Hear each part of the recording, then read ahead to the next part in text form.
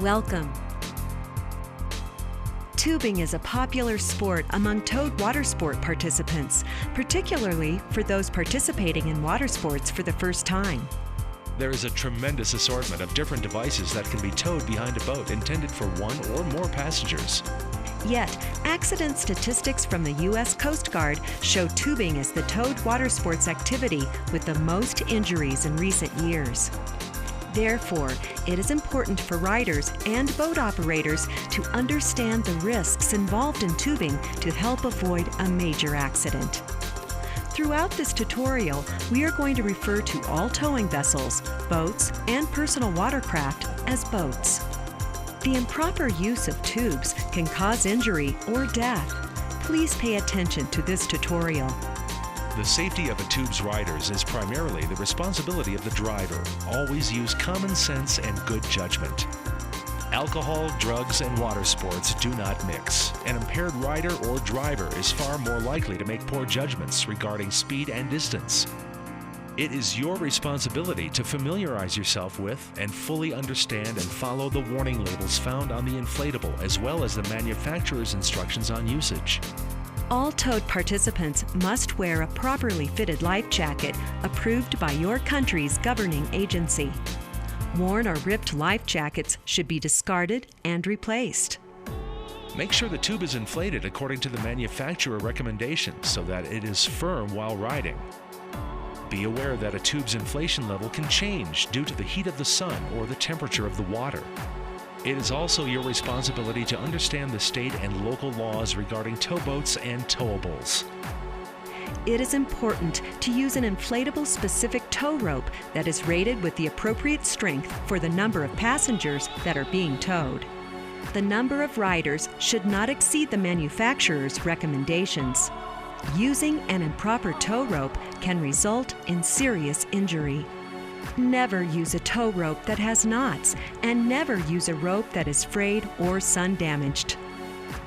The tow rope, connection point, and inflatable should be inspected before each use. The tow rope should always be affixed to the boat using an approved attachment point.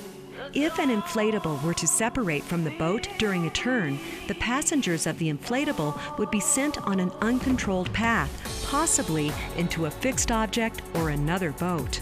Follow the instructions in the boat owner's manual and the owner's manual for the tower if equipped.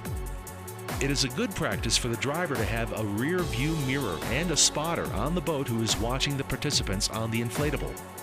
Pre-established hand signals with the driver, spotter, and riders are vital. Rope entanglement is very serious.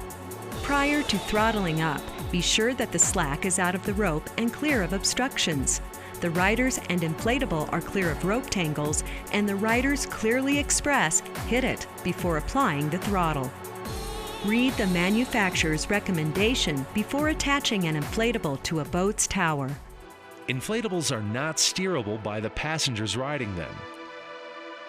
For this reason, it is critical that the driver of the towboat and the spotter be aware of the inflatable's trajectory at all times. An inflatable travels on a different arc and at a greater speed than the towboat during a turn. This is known as whipping the inflatable. While towing an inflatable at 20 miles an hour, the inflatable can reach speeds of up to 55 miles an hour during a whip. Contact with the shore or a fixed object such as a piling, dock, or another boat can cause severe injury or death. The driver should never exceed 20 miles per hour while towing an inflatable. An inflatable should never get any closer than twice the rope length to the shore, fixed objects, or other vessels, and should always stay on the water, not in the air. Inflatables are sold as single or multi-person tubes. On multi-person inflatables, many injuries come from elbows, knees, and heads colliding with other passengers. Riders, avoid horseplay or moving around on the inflatable while it is in motion. Driver, avoid intentionally pulling the inflatables and its riders over large waves.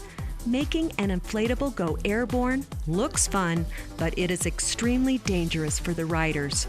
Do not tow multiple inflatables behind a boat, and do not tow a tuber and a water skier, wakeboarder, kneeboarder, or other type of towed participant at the same time. Drivers, remember that a rider's life is in your hands. All it takes is one split second of poor judgment to seriously injure or kill your friend or family member. Use safe boating and water sport practices and never exceed 20 miles an hour so that all boaters can have fun and a safe day on the water. Have fun.